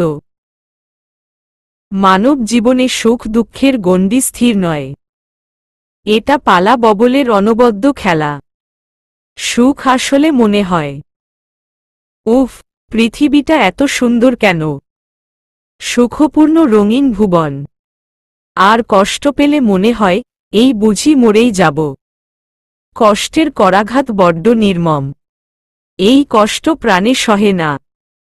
অথচ প্রকৃতপক্ষে দিন পেরিয়ে সুখ দুঃখের বদল ঘটে।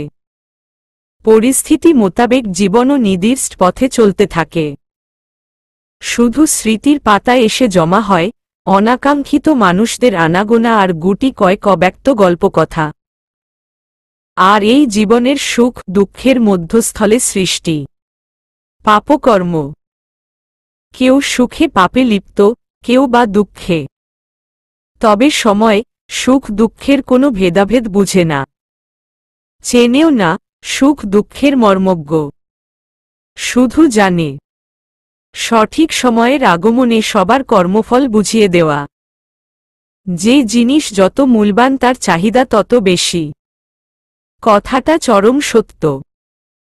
আর এই চাহিদা পূরণের পথ কষ্টার্জিত, হাজারো বাধা বিঘ্ন।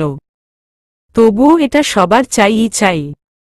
কেউ বুঝে, কেউ বা না বুঝে জড়িয়ে পড়ে এই মায়াজালে। পূর্ণতা অর্জনও কঠিন, তবু। আর এই জিনিসটার যথার্থ উদাহরণ প্রণয়। 3 বছর পর পাহাড়ের সেই ছোট্ট গ্রামে গত 3 বছরে অনেক পরিবর্তন হয়েছে।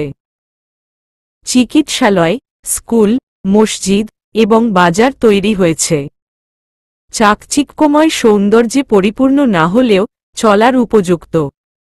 পূর্বের মতো গ্রামবাসী ভয়ে আর থাকে না। মেয়ে জন্মালে বাবা মায়ের আফসোস হয় না। সুন্দর মেয়েরা আর লুকিয়ে থাকে না, কারণ গ্রামের কুৎসিত রীতি বদলে নতুন রীতি তৈরি হয়েছে।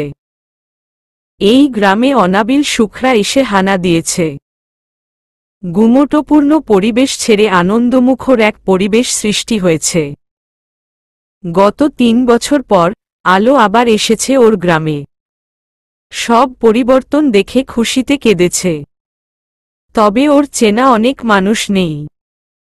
কেউ মারা গেছেন, কেউ বা চলে গেছেন। এখানে জোর করে থাকার রীতিও আর নেই। আর ওই জঙ্গিদের সাথে চুক্তি হয়েছে। ওরা গ্রামেও ঢুকতে পারবে না, মেয়েদের তুলে নিয়ে যেতে পারবে না। নয়তো ওদের তথ্য ফাঁস করে দেওয়া হবে। জঙ্গিরা প্রথম না মানলেও পরে রাজি হয়েছে। এখন সব সুষ্ঠুভাবে পরিচালনা হচ্ছে।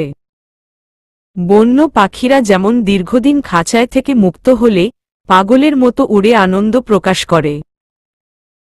ডানা ঝাপটে সুখচর সাজে। আলোরও তেমন অবস্থা। চেনা স্বচ্ছ আকাশ, কুয়াশায় ঢাকা পাহাড়, বন্য পাখিদের গুনগুন, শুভ্র মেঘেদের ভেলা, বুনো ফুলের সুগন্ধ। এইসব পেয়ে আলোর খুশি আর ধরে না। খুশিতে ওর অশ্রুপূর্ণ আঁখি ছলছল করলেও মুখে তৃপ্তির হাসি। এখানে না আসলে রোদের জানাই হতো না, আলোর মন ও প্রাণ এখানে পড়ে থাকত। সে প্রত্যাশা করত এখানে আসার। যদিও নিজের গ্রামের প্রতি টান থাকাটা স্বাভাবিক, তবুও মেয়েটা বুঝতে দিত না। ওদের সাথে এবার রোহানরা এসেছে। ব্যস্ততাকে ছুটি দিয়ে প্রকৃতির সৌন্দর্যে মোহিত হতে এসেছে। পূর্ণি ৮ মাসের অন্তঃসত্ত্বা বিধায় আসেনি। সেও সময় বুঝে আসবে। সুভান্নাগণ রোদদের গ্রামের থাকার সুব্যবস্থা করে দিয়েছেন। রোদ প্রথমে রাজি না হলেও আলোর জোড়াজুড়িতে রাজি হয়েছে। যার খুশিতে এত কিছু, সে চাইলে আর কি করার। তবে আলোকে এতটা প্রাণবন্ত দেখে ওরা খুব অবাকও হয়েছে। কারণ কর্মচঞ্চল শহরের এই আলোটা হারিয়ে বসেছিল। পুনরায় যেন মেয়েটা প্রাণপূর্ণ হয়ে উঠল। ওরা উঠানযুক্ত টিনের চালা বিশিষ্ট ৩ রুমের কক্ষে থাকছে। পাশে রান্নাঘর আর সাদামাটা বাথরুম।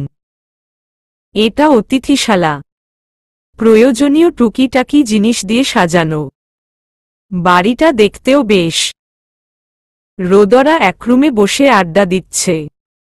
আলো আর মেঘ নেই। সেই সকালে বেরিয়েছে, এখনো ফেরার নাম নেই। ওদের কাজই টইটই করে বেড়ানো। রোদ বিরক্ত হয়ে উঠে দাঁড়াতেই আলো আর মেঘ রুমে প্রবেশ করল। দুজনের মুখভর্তি হাসি, যেন বিশ্বজয় করে ফিরল। আলো হাতে ফলের ডালা, সেখানে পাহাড়ি হরেক রকম ফল রয়েছে। রোহানরা সেদিকে তাকাতেই ওদের চোখ কোটর থেকে বেরিয়ে আসার উপক্রম। সকলের নির্বাক চাহনি। আলো তখন মিষ্টি হেসে ফলের ডালা রেখে বলল, টাটকা ফল। ঢাকাতে এমন পাবেন না। বইন, কে গো তুমি? আকাশের কথায় আলো খিলখিল করে হেসে উঠল। প্রাণবন্ত হাসি। সে বুঝেছে আকাশের কথার মানে এজন্য অহেতুক কথা বাড়াল না। তবে ওর হাসি দেখে সবাই মুগ্ধ হল। রোদ খাটে হেলান দিয়ে বসে আলোর দিকে তাকিয়ে আছে। এই পরিবেশে মেয়েটার সৌন্দর্য যেন দ্বিগুণ বেড়ে গেছে। তার উপরে পোশাক বদলে গাঢ় লাল আর সবুজ রঙের সংমিশ্রণের থামিও পড়েছে। ফর্সা শরীরে রং দুটো ফুটে উঠেছে। সাথে যুক্ত আছে ভি স্টাইলে নেওয়া ওড়নাটা। চুল খোপা করে লাল রাবাব ব্যান্ড দিয়ে বাঁধা। সুযোগটা সে কাজে লাগিয়েছে। ঢাকাতে তো থামি চলবে না। তাই যে কয়েকদিন আছে, থামি পড়লে মন্দ হয় না। সময়ের সাথে সাথে ওর শরীরে অনেক পরিবর্তন এসেছে। এজন্য এমন সাজেও ওকে অন্যরকম সুন্দর লাগছে। থামিতে দেখেই আকাশ কথাটা বলল, কারণ ওরা আলোকে এভাবে দেখিনি। রোহান বার দুয়ের তাকিয়ে দৃষ্টি সরিয়ে নিল। কারণ নিষিদ্ধ সৌন্দর্যে আকৃষ্ট হতে নেই, মন পুড়ে। তখন মেঘ দাঁত বের করে হেসে রোদকে বলল, দাভাই বৌমনি আগের মতো লাগছে তাই না? হুম। রিমি রোদের কাঁধ চাপড়ে বিজ্ঞদের মতো মাথা নাড়িয়ে বলল, এজন্যই বলি, বন্ধুটা আমার শহরের ফুল ছেড়ে বুনে ফুলে আসক্ত কেন? আলো ততক্ষণে ফলগুলো ধুতে কলপারে চলে গিয়েছে। সে রিমির কথা শুনতে পায়নি। রোদ আলোর যাওয়ার দিকে তাকিয়ে মুচকি হেসে বলল, শহরের ফুলে রং ঢং মেশানো, কৃত্রিম। আর আমার বুনো ফুলের সৌন্দর্য প্রকৃতিগত। রোদের জবাবে রিমি সম্মতি জানিয়ে নিঃশব্দে হাসল। আসলেই। আলো ফলগুলো ধুয়ে কেটে ওদের দিতে থাকল, ওরা খেতে থাকল। রোহান আনারস খেতে চাচ্ছিল না, মেঘের খাওয়া দেখে টেস্ট করে লোভে পড়ে গেছে। তখন মেঘের সাথে ওর যুদ্ধ শুরু হল। তারপর আলো ওদের ফল খাইয়ে রোদকে নিয়ে একটু বের হল। মেঘ ব্যস্ত থাকল কুস্তিতে। বাইরের কড়া রোদ। সূর্য রেগে যেন রোদের তাপ বাড়াচ্ছে। বাতাস নেই। গাছের একটা পাতাও নড়ছে না। আলো মাথায় ওড়না টেনে মুখটা মুছে বলল, এখানে সবকিছুর ব্যবস্থা আছে। তাই আমিই ভাইয়াদের রান্না করে খাওয়াব। শুভান্নাদেরও বুঝিয়ে বলে এসেছি। হুম, তা এখন কোথায় যাচ্ছি? বাজারে। হঠাৎ রোদ আশেপাশে চোখ বুলিয়ে কাউকে না দেখে আলোর থুতনির নিচে কামড় বসিয়ে সরে গেল। এমন ভাব যেন কিচ্ছু জানে না। ঘটনাটা এত দ্রুত ঘটল, আলোর বুঝতে কয়েক সেকেন্ড লাগল। আলো আশেপাশে তাকিয়ে সেখানে হাত বুলিয়ে বলল, উফ, এমন করলে কেন? রোদ দুই পকেটে হাত গুজে আলোকে বাহু দিয়ে মৃদু ধাক্কা দিয়ে বলল, খুশিতে ঠেলায়। আলো আর নিয়ে কথা বাড়াল না। অভ্যস্ত সে। এই মানুষটা আর শুধরাবে না। ফাজিল না এটা, মহাফাজিল। আলো এখন রোদকে তুমি বলে সম্বোধন করে। কারণ এই ব্যাপারেও রোদ ওকে চাপে ফেলেছিল। সেদিন আলোকে কাঁদিয়ে তুমি বলিয়ে পড়ে মান ভাঙ্গাতে বলেছিল। ওরে আমার নাক, কান, গলা, কাঁদে না। আলো ওর কথা শুনে কান্না থামিয়ে জিজ্ঞাসাও করেছিল, আমি আপনার নাক, কান, গলা? রোদ তখন ফিচেল হেসে আলোর নাকটা টেনে উত্তর দিয়েছিল, হুম। এখন কলিজা, জান, বাবু, হার্ট, কিডনি এসব ডাক কমন হয়ে গেছে। আর আমি সর্বদা আনকমন জিনিস পছন্দ করি। তাই তোমাকে আদর করে ডাকলাম, আনকমন কিছু শব্দগুচ্ছ দিয়ে। এরপর আলো প্রত্যুত্তর করার শব্দ খুঁজে পায়নি। বোকার মতো তাকিয়ে সবটা মেনে নিয়েছে। তাছাড়া সে জানে, রোদের দুষ্টুমিগুলো শুধু ওকে ঘিরে। আর এই ফাজিল মানুষটাও একান্ত ওর, যার পুরো হৃদয় জুড়ে সে বিরাজমান। ড্যাশ। তারপর দুজনে বাজার ঘুরে হাতভর্তি বাজার নিয়ে বাড়িতে ফিরল। রোদ আলোকে রান্নায় সাহায্য করতে পাশে মোড়াতে বসল। একটুপরে রোহানরা এসে যে যা পারে কাজে হাত লাগল। কেউই আলোর বারণ শুনল না, বরং হাসির কথা বলে হাসাতে লাগল। গল্প হাসি ঠাট্টায় মজে রান্না সম্পূর্ণ করল। তারপর একে একে গোসল সেরে সবাই একসঙ্গে খেতে বসল। সবাই তৃপ্তি করে খেলেও টাটকা জিনিসের স্বাদই আলাদা। রান্নাটাও খুব মজার। দুপুরে রেস্ট নিয়ে বিকালে ওরা ঘুরতে বের হল। কুয়াশায় ঢাকা পাহাড়ের সৌন্দর্য দেখে চোখ জুড়িয়ে গেল। হঠাৎ আকাশ বুনে একটা ফুল নিয়ে রিমির সামনে হাঁটু গেড়ে বসে বলল, আমার বউ হবি? রিমি হতবাক হয়ে তাকিয়ে মুচকি হেসে ফুলটা নিল। কারণ এরা দুজন দুজনকে বিগত 7 বছর ধরে ভালোবাসে। বন্ধুত্ব নষ্ট হওয়ার ভয় কেউ কাউকে বলেনি।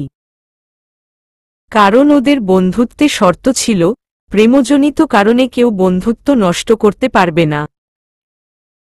তবে রোদ আর রোহান সব জানত। রোদ আকাশকে হুমকি না দিলে হয়তো আজও বলতো না। রিমির লজ্জারাঙা মুখ দেখে সবার মুখে ফুটল। তবে কিছু বলে লজ্জায় ফেলল না। তখন মেঘ রোহানের দিকে তাকিয়ে আফসোসের সুরে বলল, আমার আর রোহান ভাইয়ার কেউ নেই। হ্যাঁ রে ভাই। ওদের কথা শুনে বাকিরা উচ্চ শব্দে হেসে উঠল। তারপর পাশের পাহাড়িদের দোকানগুলো থেকে কেনাকাটা করল। আকাশ পছন্দ করে রিমিকে একটা নীল রঙের থামি, চুড়ি, দুল আর হরেক রকমের আচার কিনে দিল। মেঘ নাড়ু, বাদাম, আচার সহ শুকনো খাবার নিল। রোহান আব্বু আম্মুর জন্য সুন্দর দেখে 2টো শাল কিনল। আলোকে কালো রেশমি চুড়ি নিতে দেখে রোদ হাসল। কারণ রোদের পছন্দ কালো। রোদ এসেই একটা সুন্দর চুলে কাটা আলোর খোপায় গুজে দিয়েছে। আলো না বুঝলেও আকাশরা দেখে নিঃশব্দে হেসেছে। আশেপাশে কিছুক্ষণ ঘুরে ওরা সন্ধ্যার পূর্বেই বাড়ি ফিরে গেল। এবার আর মেঘ বায়না করেনি। হালকা শীতের রেশ পড়েছে। আকাশ ঘন কালো মেঘে ঢেকে গেছে। এই বুঝি বৃষ্টি নামবে। এখন বাজে রাত 12টা। রাতের খেয়ে মেঘ আলোর কোলে মাথা রেখে ঘুমিয়ে গেছে। রিমি এক রুমে, রোহান আর আকাশ পাশের রুমে। রোদরা তার পাশের রুমে। কিছুক্ষণ আগে মেঘ দৌড়ে আলোর কাছে যেতে গিয়ে পড়ে পায়ে নখ উল্টে ফেলেছে। গলগল করে রক্ত বের হতে দেখে মেঘ কিছু না বললেও আলোর কেঁদে একাকার অবস্থা। মেঘ একটু বড় হয়েছে। বৌমনির সামনে কাঁদতেও লজ্জা পায়। তাই বাকশূন্য।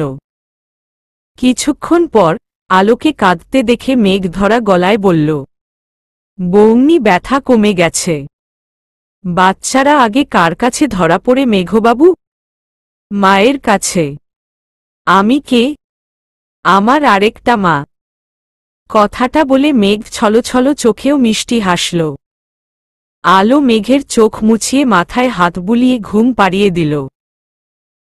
দিন পেরিয়ে বছরে গড়ালেও ওদের সম্পর্কের ভিত নড়েনি, বরং শক্তপোক্ত হয়েছে। আলো সঠিক দায়িত্ব পালনে অটল। সে সত্যিই মেঘের বৌমনিরূপী মা হয়েছে। সন্তানদের যেমন ব্যথা পেতে দেখলে মায়ের কষ্ট হয়, বুকটা কেঁপে ওঠে। বারবার দোয়া করে যেন সন্তানের কষ্ট লাঘব হয়। তেমনি মেঘের সামান্য কিছুতেও আলো উতলা হয়ে পড়ে। একজন কাঙাল বুঝে আরেকজন কাঙালের কষ্ট। এজন্যই বুঝি ওদের সম্পর্কটা এতটা শক্তপোক্ত। তবে আলো সর্বদা চেষ্টা করে মেঘকে ভালো রাখার। আর মেঘেরও প্রাণ তার বৌমনি। রোদ এতক্ষণ চুপ করে শুয়ে ওদেরই দেখছে। রোদ আর আলোর সম্পর্কটা এখন স্বাভাবিক। যতটা স্বাভাবিক হওয়ার কথা ঠিক ততটাই। সংসার, মেঘের দায়িত্ব, পড়াশোনা, বুটিক সব আলো নিজে সামলায়। বাচ্চা নিয়ে এখন চিন্তা নেই। হবে, নিবে, তবে নিজেকে আর একটু গুছিয়ে। কারণ স্বামীর সব থাকলেও ওর নিজের কিছু নেই। আজ স্বামী কোটিপতি, কাল ফকির হলে? আজ গাড়ি বাড়ি সব আছে, কাল না থাকলে? আজ স্বামী সবটুকু দিয়ে ভালোবাসছে, কাল না বাসলে? আজ সে প্রিয়, কাল অপ্রিয় হলে? জীবন এত সহজ হলে বিচ্ছেদ আর কষ্ট নামক শব্দ পৃথিবীতে থাকত না। কোটিপতিরাও পথে নামত না, কারো সোনার সংসার ভাঙ্গত না। বর সোহাগী মেয়েদেরও বিবাহবিচ্ছেদ হতো না। স্বামী সংসারের কথা ভেবে পড়াশোনা ছেড়ে কঠিন পরিস্থিতিতে পড়তে হতো না। তবে রোদও বাচ্চা নিয়ে না ভাবলেও পারিপার্শ্বিক অনেকেই উতলা হয়ে পড়েছে। কেউ কেউ রোদকে এমনও বলেছে, রোদ বাচ্চা নিয়ে নাও, নয়তো তোমার সুন্দরী বউ উড়াল দিবে। বাচ্চা নিয়ে বাঁধনটা শক্ত করো। রোদ মুচকি হেসে খুব শান্তভাবে তাদের উত্তরও দিয়েছে, যে যাওয়ার তাকে সোনার শেকল দিয়ে বেঁধে রাখলেও সুযোগ বুঝে ঠিকই উড়াল দিবে। তাই বাধার প্রশ্নই আসে না। পাখি উড়াল দিলে বুঝব পাখিটা কখনো আমার ছিল না। এ কথা শুনে কেউ আর কিছু বলতেও পারে না। তাছাড়া রোদ আলোর কোনো কাজে বাধা দেয়নি, বরং যথাসাধ্য চেষ্টা করে সাহায্যের। তবে জ্বালাতন করে কান্না ঠিকই করাই। আলো কাঁদে আর সে দেখে মিটিমিটি হাসে। ইচ্ছাকৃতভাবে আলোকে কাঁদানোর সে সারা জীবনই করে যাবে। এতে কি সুখ পায় একমাত্র রোদই জানে। তবে ওদের সম্পর্কে পূর্ণতা এনে আলো ওকে ওয়াদা করিয়েছিল, এক যত কিছুই হোক আমরা রেগে আলাদা ঘুমাব না। দুই পরিস্থিতি যতই খারাপ হোক ঝগড়া করে কেউ 5 মিনিটের বেশি কথা না বলে থাকব না। রোদ সেদিন হাসি মুখেই ওয়াদাবদ্ধ হয়েছিল, কারণ শর্ত দুটির গভীরতা সে বুঝেছিল। তাই দ্বিমত পোষণ করেনি। আলো মেঘকে শুইয়ে আদর দিয়ে বাইরে গিয়ে বসল। রোদও নিঃশব্দে আলোর পাশে বসে আঙ্গুলের ভাঁজে আঙ্গুল রাখল। ঝড়ো বাতাস বইছে, মাঝে মাঝে মেঘের গর্জন শোনা যাচ্ছে। হঠাৎ অঝোরে বৃষ্টিও শুরু হল। গাছের পাতাগুলোও বৃষ্টির তালে তালে নৃত্য করতে লাগল। টিনের চালে বৃষ্টির রিমঝিম শব্দ হচ্ছে। ঢেউ খেলানো টিনের চালা বেয়ে বৃষ্টি গড়িয়ে যাচ্ছে। শুকনো মাটি ভিজে পোড়া পোড়া গন্ধ ভেসে আসছে। পচা ডোবা থেকে ব্যাঙ ডাকছে। তাদের ঘ্যাঙর ঘ্যাং ডাকটা বৃষ্টির শব্দে মিলিয়ে যাচ্ছে। কয়েকটা কুকুর দৌড়াদৌড়ি করে আশ্রয় খুঁজতে ব্যস্ত। রাস্তায় ওরা শুয়ে ঘুমাচ্ছিল। হঠাৎ বৃষ্টির আগমনে ঘুমের ব্যাঘাত ঘটল। তখন শোষো বাতাসের শব্দে বৃষ্টির ঝাপটা রোদ্দের শরীর ভিজিয়ে দিল। তবুও উঠল না, সরলও না, বরং দুজনেই দৃষ্টি নিবন্ধ রাখল, শক্ত করে ধরে রাখা ওদের হাতের বাঁধনে। এটা অদৃশ্য শেকল। আলো বাম হাতে রোদের গালের বৃষ্টির পানিটুকু মুছে বলল, ভিজলে অসুস্থ হবে, চলো। এ কথা শুনে রোদ মুচকি হেসে আলোর হাতের উল্টো পিঠে আদর দিয়ে খুবই মোলায়েম কণ্ঠে বলল, অসুস্থ তো সেই কবেই হয়েছি। এলোকেশী নামক অসুখে আমি মারাত্মকভাবে মর্মঘাতী। আমার এই অসুস্থতা না কখনো সারবে, আর না সারতে দিব। রোদের কথা শুনে আলো মৃদু হেসে অন্যদিকে তাকিয়ে বলল, তা এই ব্যাধির প্রতিষেধক কি? তুই নামক আমার সুখপাখি। সমাপ্ত।